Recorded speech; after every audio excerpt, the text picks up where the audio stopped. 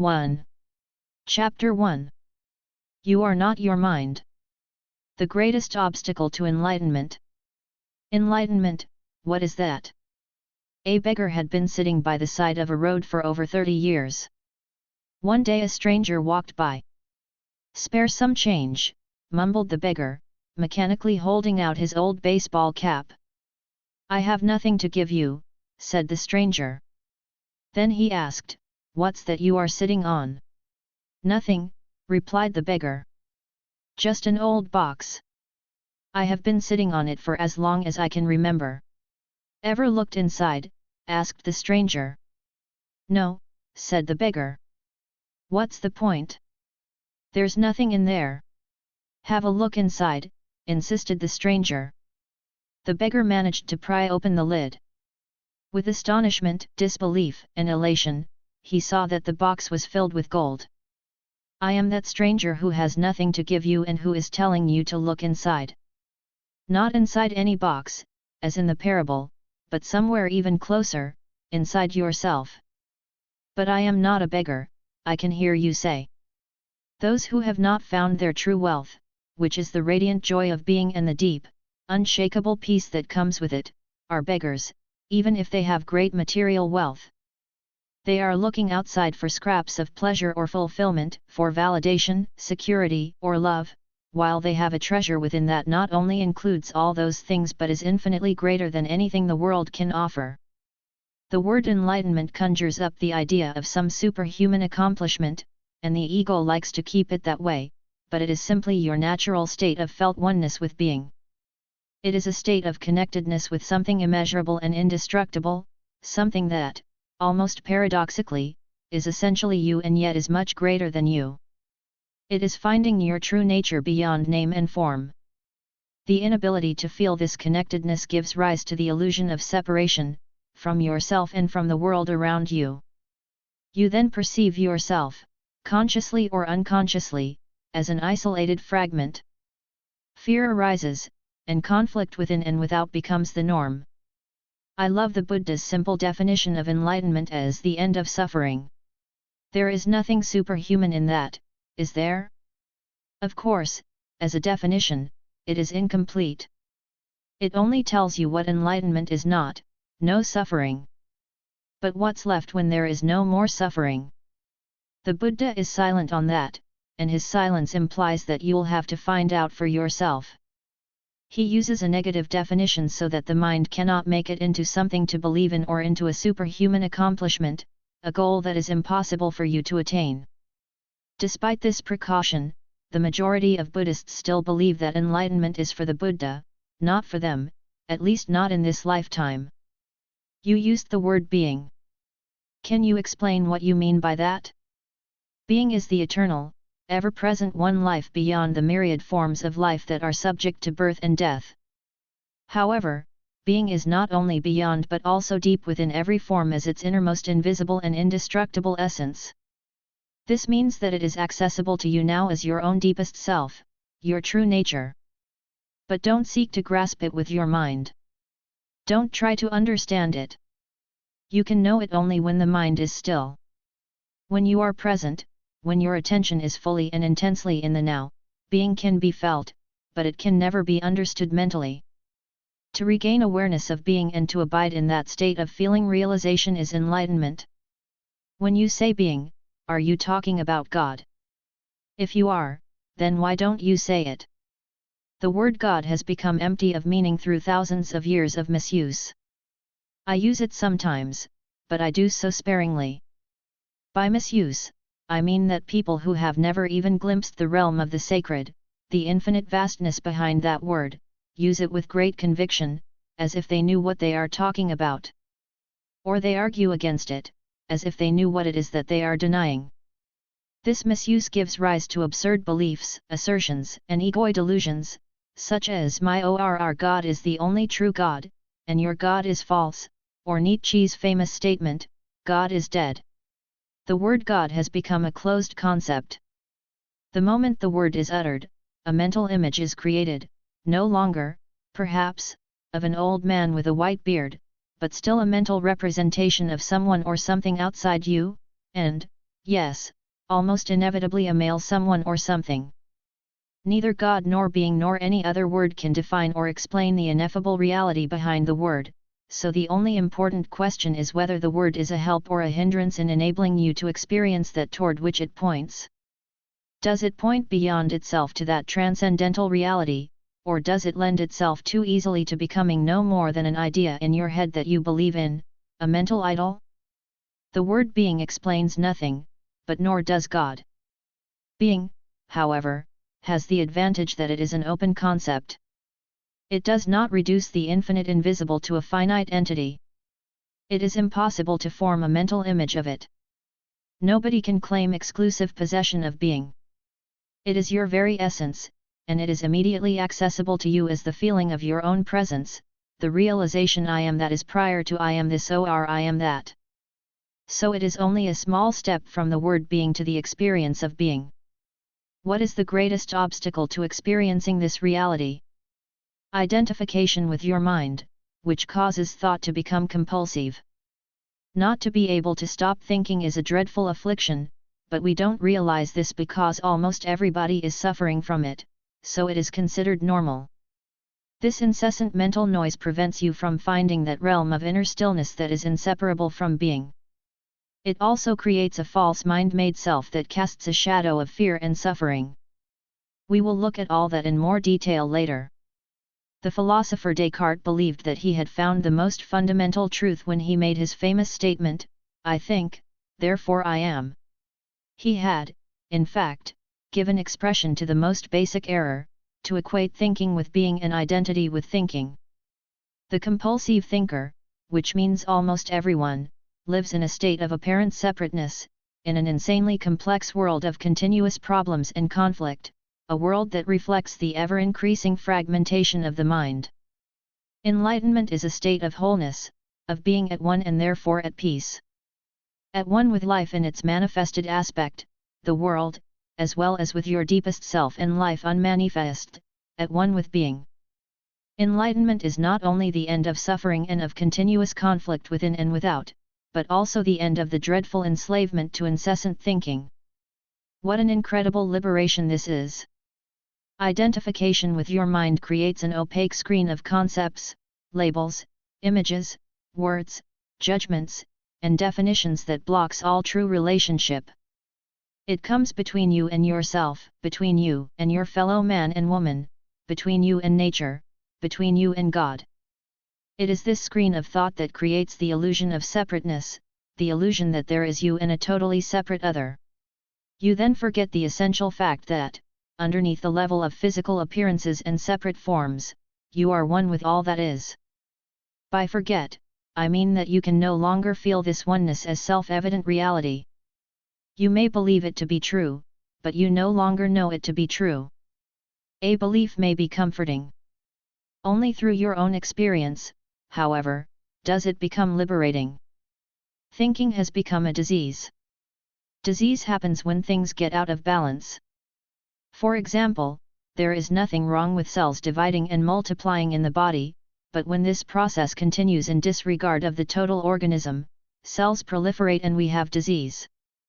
Note, the mind is a superb instrument if used rightly. Used wrongly, however, it becomes very destructive. To put it more accurately, it is not so much that you use your mind wrongly, you usually don't use it at all. It uses you. This is the disease. You believe that you are your mind. This is the delusion. The instrument has taken you over. I don't quite agree. It is true that I do a lot of aimless thinking, like most people, but I can still choose to use my mind to get and accomplish things, and I do that all the time. Just because you can solve a crossword puzzle or build an atom bomb doesn't mean that you use your mind. Just as dogs love to chew bones, the mind loves to get its teeth into problems. That's why it does crossword puzzles and builds atom bombs. You have no interest in either. Let me ask you this, can you be free of your mind whenever you want to? Have you found the off button? You mean stop thinking altogether? No, I can't, except maybe for a moment or two. Then the mind is using you. You are unconsciously identified with it, so you don't even know that you are its slave. It's almost as if you were possessed without knowing it, and so you take the possessing entity to be yourself. The beginning of freedom is the realization that you are not the possessing entity, the thinker. Knowing this enables you to observe the entity. The moment you start watching the thinker, a higher level of consciousness becomes activated. You then begin to realize that there is a vast realm of intelligence beyond thought, that thought is only a tiny aspect of that intelligence. You also realize that all the things that truly matter, beauty, love, creativity, joy, inner peace, arise from beyond the mind. You begin to awaken, freeing yourself from your mind. What exactly do you mean by watching the thinker? When someone goes to the doctor and says, "I hear a voice in my head," he or she will most likely be sent to a psychiatrist. The fact is that, in a very similar way, virtually everyone hears a voice, or several voices, in their head all the time, the involuntary thought processes that you don't realize you have the power to stop. Continuous monologues or dialogues. You have probably come across mad people in the street incessantly talking or muttering to themselves. Well, that's not much different from what you and all other normal people do, except that you don't do it out loud. The voice comments, speculates, judges, compares, complains, likes, dislikes, and so on. The voice isn't necessarily relevant to the situation you find yourself in at the time. It may be reviving the recent or distant past or rehearsing or imagining possible future situations. Here it often imagines things going wrong and negative outcomes. This is called worry. Sometimes this soundtrack is accompanied by visual images or mental movies. Even if the voice is relevant to the situation at hand, it will interpret it in terms of the past. This is because the voice belongs to your conditioned mind, which is the result of all your past history as well as of the collective cultural mindset you inherited. So you see and judge the present through the eyes of the past and get a totally distorted view of it. It is not uncommon for the voice to be a person's own worst enemy. Many people live with a tormentor in their head that continuously attacks and punishes them and drains them of vital energy. It is the cause of untold misery and unhappiness, as well as of disease. The good news is that you can free yourself from your mind. This is the only true liberation. You can take the first step right now. Start listening to the voice in your head as often as you can. Pay particular attention to any repetitive thought patterns, those old gramophone records that have been playing in your head perhaps for many years. This is what I mean by watching the thinker, which is another way of saying, listen to the voice in your head, be there as the witnessing presence. When you listen to that voice, listen to it impartially. That is to say, do not judge. Do not judge or condemn what you hear, for doing so would mean that the same voice has come in again through the back door. You'll soon realize, there is the voice, and here I am listening to it, watching it. This I am realization, this sense of your own presence, is not a thought. It arises from beyond the mind. So when you listen to a thought, you are aware not only of the thought but also of yourself as the witness of the thought. A new dimension of consciousness has come in. As you listen to the thought, you feel a conscious presence, your deeper self, behind or underneath the thought, as it were. The thought then loses its power over you and quickly subsides, because you are no longer energizing the mind through identification with it. This is the beginning of the end of involuntary and compulsive thinking. When a thought subsides, you experience a discontinuity in the mental stream, a gap of no mind. At first, the gaps will be short, a few seconds perhaps, but gradually they will become longer. When these gaps occur, you feel a certain stillness and peace inside you. This is the beginning of your natural state of felt oneness with being, which is usually obscured by the mind. With practice, the sense of stillness and peace will deepen. In fact, there is no end to its depth. You will also feel a subtle emanation of joy arising from deep within, the joy of being. It is not a trance-like state. Not at all. There is no loss of consciousness here. The opposite is the case. If the price of peace were a lowering of your consciousness, and the price of stillness a lack of vitality and alertness, then they would not be worth having. In this state of interconnectedness, you are much more alert, more awake than in the mind-identified state. You are fully present. It also raises the vibrational frequency of the energy field that gives life to the physical body. As you go more deeply into this realm of no mind, as it is sometimes called in the East, you realize the state of pure consciousness. In that state, you feel your own presence with such intensity and such joy that all thinking, all emotions, your physical body, as well as the whole external world become relatively insignificant in comparison to it. And yet this is not a selfish but a selfless state. It takes you beyond what you previously thought of as yourself. That presence is essentially you and at the same time inconceivably greater than you. What I am trying to convey here may sound paradoxical or even contradictory, but there is no other way that I can express it. Instead of watching the thinker, you can also create a gap in the mind stream simply by directing the focus of your attention into the now. Just become intensely conscious of the present moment. This is a deeply satisfying thing to do. In this way, you draw consciousness away from mind activity and create a gap of no mind in which you are highly alert and aware but not thinking. This is the essence of meditation. In your everyday life, you can practice this by taking any routine activity that normally is only a means to an end and giving it your fullest attention, so that it becomes an end in itself. For example, every time you walk up and down the stairs in your house or place of work, pay close attention to every step, every movement, even your breathing. Be totally present. Or when you wash your hands, pay attention to all the sense perceptions associated with the activity, the sound and feel of the water, the movement of your hands, the scent of the soap, and so on. Or when you get into your car, after you close the door, pause for a few seconds and observe the flow of your breath. Become aware of a silent but powerful sense of presence. There is one certain criterion by which you can measure your success in this practice, the degree of peace that you feel within.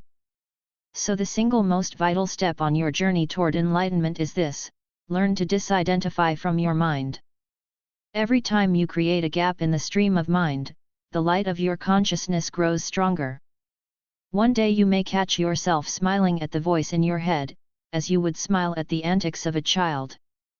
This means that you no longer take the content of your mind all that seriously, as your sense of self does not depend on it. Enlightenment, rising above thought. Isn't thinking essential in order to survive in this world? Your mind is an instrument, a tool. It is there to be used for a specific task, and when the task is completed, you lay it down. As it is, I would say about 80 to 90% of most people's thinking is not only repetitive and useless, but because of its dysfunctional and often negative nature, much of it is also harmful. Observe your mind and you will find this to be true. It causes a serious leakage of vital energy. This kind of compulsive thinking is actually an addiction. What characterizes an addiction? Quite simply this: you no longer feel that you have the choice to stop. It seems stronger than you. It also gives you a false sense of pleasure, pleasure that invariably turns into pain. Why should we be addicted to thinking? Because you are identified with it, which means that you derive your sense of self from the content and activity of your mind. Because you believe that you would cease to be if you stopped thinking. As you grow up, you form a mental image of who you are, based on your personal and cultural conditioning. We may call this phantom self, the ego. It consists of mind activity and can only be kept going through constant thinking. The term ego means different things to different people, but when I use it here it means a false self, created by unconscious identification with the mind. To the ego, the present moment hardly exists. Only past and future are considered important. This total reversal of the truth accounts for the fact that in the ego mode the mind is so dysfunctional. It is always concerned with keeping the past alive, because without it, who are you? It constantly projects itself into the future to ensure its continued survival and to seek some kind of release or fulfillment there. It says, one day, when this, that, or the other happens, I am going to be okay, happy, at peace. Even when the ego seems to be concerned with the present, it is not the present that it sees, it misperceives it completely because it looks at it through the eyes of the past. Or it reduces the present to a means to an end that always lies in the mind-projected future. Observe your mind and you'll see that this is how it works. The present moment holds the key to liberation. But you cannot find the present moment as long as you are your mind. I don't want to lose my ability to analyze and discriminate. I wouldn't mind learning to think more clearly, in a more focused way, but I don't want to lose my mind. The gift of thought is the most precious thing we have. Without it, we would just be another species of animal. The predominance of mind is no more than a stage in the evolution of consciousness. We need to go on to the next stage now as a matter of urgency, otherwise, we will be destroyed by the mind, which has grown into a monster. I will talk about this in more detail later. Thinking and consciousness are not synonymous. Thinking is only a small aspect of consciousness. Thought cannot exist without consciousness, but consciousness does not need thought. Enlightenment means rising above thought, not falling back to a level below thought, the level of an animal or a plant. In the enlightened state, you still use your thinking mind when needed, but in a much more focused and effective way than before. You use it mostly for practical purposes, but you are free of the involuntary internal dialogue, and there is inner stillness. When you do use your mind, and particularly when a creative solution is needed, you oscillate every few minutes or so between thought and stillness, between mind and no mind. No mind is consciousness without thought. Only in that way is it possible to think creatively, because only in that way does thought have any real power. Thought alone, when it is no longer connected with the much vaster realm of consciousness, quickly becomes barren, insane, destructive. The mind is essentially a survival machine. Attack and defense against other minds, gathering, storing, and analyzing information, this is what it is good at, but it is not at all creative. All true artists, whether they know it or not, create from a place of no mind, from inner stillness. The mind then gives form to the creative impulse or insight. Even the great scientists have reported that their creative breakthroughs came at a time of mental quietude. The surprising result of a nationwide inquiry among America's most eminent mathematicians, including Einstein, to find out their working methods, was that thinking plays only a subordinate part in the brief, decisive phase of the creative act itself. So I would say that the simple reason why the majority of scientists are not creative is not because they don't know how to think but because they don't know how to stop thinking. It wasn't through the mind, through thinking, that the miracle that is life on earth or your body were created and are being sustained. There is clearly an intelligence at work that is far greater than the mind. How can a single human cell measuring 1/1000th of an inch across contain instructions within its DNA that would fill 1,000 books of 600 pages each? The more we learn about the workings of the body, the more we realize just how vast is the intelligence at work within it and how little we know. When the mind reconnects with that, it becomes a most wonderful tool. It then serves something greater than itself. Emotion, the body's reaction to your mind. What about emotions? I get caught up in my emotions more than I do in my mind. Mind, in the way I use the word, is not just thought. It includes your emotions as well as all unconscious mental emotional reactive patterns. Emotion arises at the place where mind and body meet. It is the body's reaction to your mind, or you might say, a reflection of your mind in the body. For example, an attack thought or a hostile thought will create a build-up of energy in the body that we call anger. The body is getting ready to fight. The thought that you are being threatened, physically or psychologically, causes the body to contract, and this is the physical side of what we call fear. Research has shown that strong emotions even cause changes in the biochemistry of the body. These biochemical changes represent the physical or material aspect of the emotion. Of course, you are not usually conscious of all your thought patterns, and it is often only through watching your emotions that you can bring them into awareness. The more you are identified with your thinking, your likes and dislikes, judgments and interpretations, which is to say the less present you are as the watching consciousness, the stronger the emotional energy charge will be, whether you are aware of it or not. If you cannot feel your emotions, if you are cut off from them, you will eventually experience them on a purely physical level, as a physical problem or symptom. A great deal has been written about this in recent years, so we don't need to go into it here. A strong unconscious emotional pattern may even manifest as an external event that appears to just happen to you. For example, I have observed that people who carry a lot of anger inside without being aware of it and without expressing it are more likely to be attacked, verbally or even physically, by other angry people, and often for no apparent reason. They have a strong emanation of anger that certain people pick up subliminally and that triggers their own latent anger. If you have difficulty feeling your emotions, start by focusing attention on the inner energy field of your body. Feel the body from within. This will also put you in touch with your emotions. We will explore this in more detail later. You say that an emotion is the mind's reflection in the body. But sometimes there is a conflict between the two, the mind says no while the emotion says yes, or the other way around. If you really want to know your mind, the body will always give you a truthful reflection, so look at the emotion or rather feel it in your body. If there is an apparent conflict between them, the thought will be the lie, the emotion will be the truth. Not the ultimate truth of who you are, but the relative truth of your state of mind at that time. Conflict between surface thoughts and unconscious mental processes is certainly common. You may not yet be able to bring your unconscious mind activity into awareness as thoughts, but it will always be reflected in the body as an emotion, and of this you can become aware. To watch an emotion in this way is basically the same as listening to or watching a thought, which I described earlier. The only difference is that, while a thought is in your head, an emotion has a strong physical component and so is primarily felt in the body. You can then allow the emotion to be there without being controlled by it. You no longer are the emotion, you are the watcher, the observing presence. If you practice this, all that is unconscious in you will be brought into the light of consciousness. So observing our emotions is as important as observing our thoughts? Yes.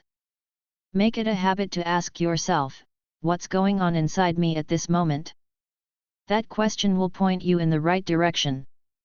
But don't analyze, just watch.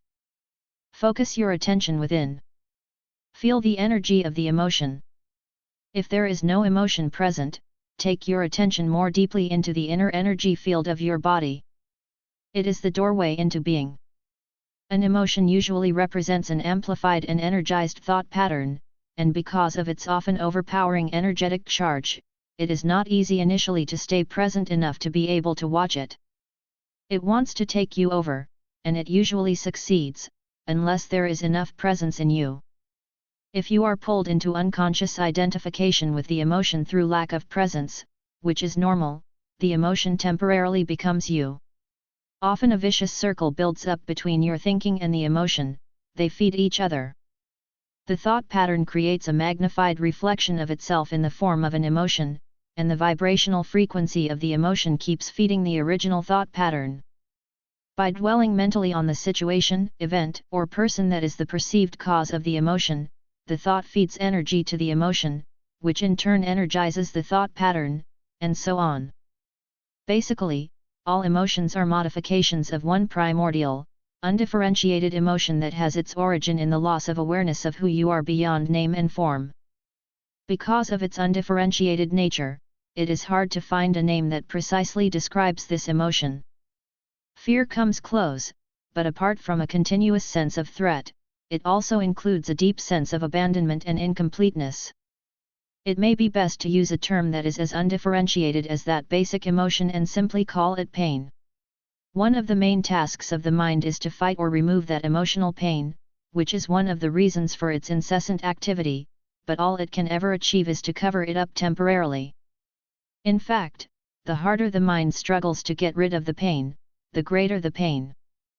The mind can never find the solution, nor can it afford to allow you to find the solution, because it is itself an intrinsic part of the problem. Imagine a chief of police trying to find an arsonist when the arsonist is the chief of police. You will not be free of that pain until you cease to derive your sense of self from identification with the mind, which is to say from ego. The mind is then toppled from its place of power and being reveals itself as your true nature. Yes, I know what you are going to ask. I was going to ask, what about positive emotions such as love and joy? They are inseparable from your natural state of interconnectedness with being. Glimpses of love and joy or brief moments of deep peace are possible whenever a gap occurs in the stream of thought. For most people, such gaps happen rarely and only accidentally, in moments when the mind is rendered speechless, sometimes triggered by great beauty, extreme physical exertion, or even great danger. Suddenly, there is inner stillness. And within that stillness there is a subtle but intense joy, there is love, there is peace. Usually, such moments are short-lived, as the mind quickly resumes its noise-making activity that we call thinking. Love, joy, and peace cannot flourish until you have freed yourself from mind dominance. But they are not what I would call emotions. They lie beyond the emotions, on a much deeper level. So you need to become fully conscious of your emotions and be able to feel them before you can feel that which lies beyond them. Emotion literally means disturbance. The word comes from the Latin emovere, meaning to disturb. Love, joy, and peace are deep states of being, or rather three aspects of the state of interconnectedness with being. As such, they have no opposite. This is because they arise from beyond the mind. Emotions, on the other hand, being part of the dualistic mind, are subject to the law of opposites. This simply means that you cannot have good without bad. So in the unenlightened, mind-identified condition, what is sometimes wrongly called joy is the usually short-lived pleasure side of the continuously alternating pain/pleasure cycle. Pleasure is always derived from something outside you, whereas joy arises from within. The very thing that gives you pleasure today will give you pain tomorrow, or it will leave you, so its absence will give you pain. And what is often referred to as love may be pleasurable and exciting for a while, but it is an addictive clinging, an extremely needy condition that can turn into its opposite at the flick of a switch. Many love relationships, after the initial euphoria has passed, actually oscillate between love and hate, attraction and attack. Real love doesn't make you suffer. How could it? It doesn't suddenly turn into hate, nor does real joy turn into pain. As I said, even before you are enlightened, before you have freed yourself from your mind, you may get glimpses of true joy, true love, or of a deep inner peace, still but vibrantly alive. These are aspects of your true nature, which is usually obscured by the mind. Even within a normal addictive relationship, there can be moments when the presence of something more genuine, something incorruptible, can be felt. But they will only be glimpses, soon to be covered up again through mind interference.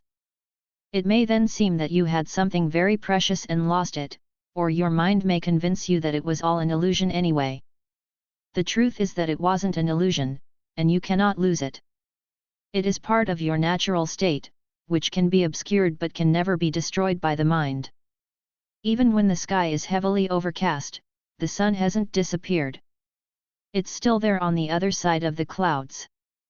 The Buddha says that pain or suffering arises through desire or craving, and that to be free of pain we need to cut the bonds of desire. All cravings are the mind seeking salvation or fulfillment in external things and in the future as a substitute for the joy of being. As long as I am my mind, I am those cravings, those needs, wants, attachments, and aversions, and apart from them there is no I except as a mere possibility, an unfulfilled potential, a seed that has not yet sprouted. In that state, even my desire to become free or enlightened is just another craving for fulfillment or completion in the future. So don't seek to become free of desire or achieve enlightenment. Become present. Be there as the observer of the mind. Instead of quoting the Buddha, be the Buddha, be the awakened one, which is what the word Buddha means. Humans have been in the grip of pain for eons, ever since they fell from the state of grace, entered the realm of time and mind, and lost awareness of being. At that point, they started to perceive themselves as meaningless fragments in an alien universe, unconnected to the source and to each other. Pain is inevitable as long as you are identified with your mind, which is to say as long as you are unconscious, spiritually speaking. I am talking here primarily of emotional pain, which is also the main cause of physical pain and physical disease. Resentment, hatred, self-pity, guilt, anger, depression, jealousy, and so on, even the slightest irritation, are all forms of pain. And every pleasure or emotional high contains within itself the seed of pain, its inseparable opposite, which will manifest in time. Anybody who has ever taken drugs to get high will know that the high eventually turns into a low, that the pleasure turns into some form of pain. Many people also know from their own experience how easily and quickly an intimate relationship can turn from a source of pleasure to a source of pain. Seen from a higher perspective, both the negative and the positive polarities or faces of the same coin, are both part of the underlying pain that is inseparable from the mind-identified ego state of consciousness. There are two levels to your pain, the pain that you create now, and the pain from the past that still lives on in your mind and body. Ceasing to create pain in the present and dissolving past pain, this is what I want to talk about now.